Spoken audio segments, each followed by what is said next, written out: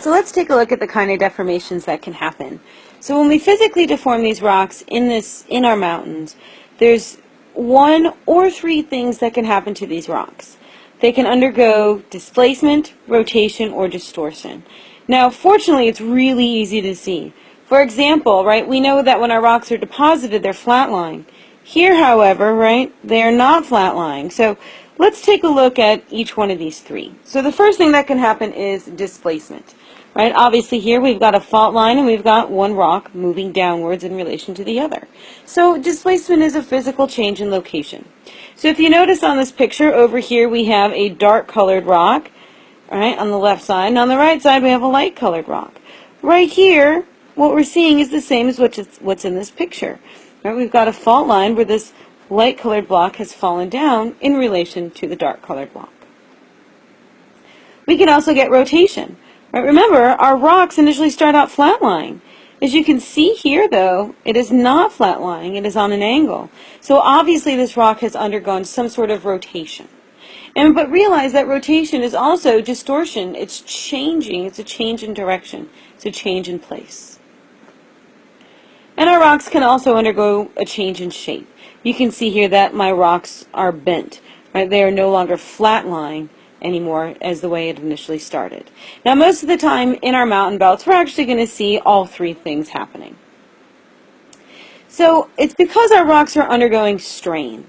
Right? So strain is a change in shape due from the deformation. So here's some great examples. Right? And there's three different types of strain. So let's say we're going to start out here with a block, right? A cube, or a fossil, right? A shell.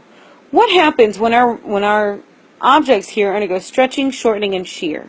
So stretching is what we would see at a divergent boundary, right? So my fossil and my block here are getting stretched out, so it's elongating. Shortening, well, that would be convergent. So at a convergent boundary, everything is getting shortened, right? It's contracting, it's pushing together.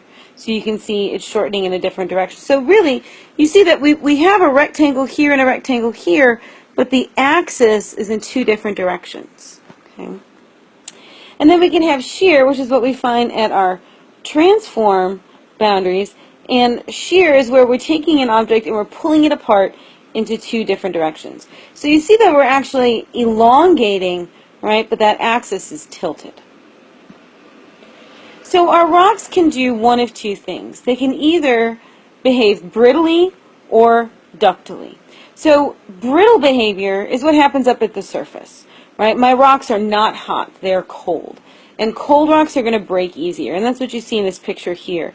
Right? You can see that these rocks, right, are all broken up, right, in different ways. So it's just like this plate that you see here, this plate that's been broken. And that's how our rocks behave in the upper part of the crust. However, if we look a little bit further down in the crust, our rocks are going to behave more ductily, meaning they're going to be able to bend. And they can bend because they are hotter.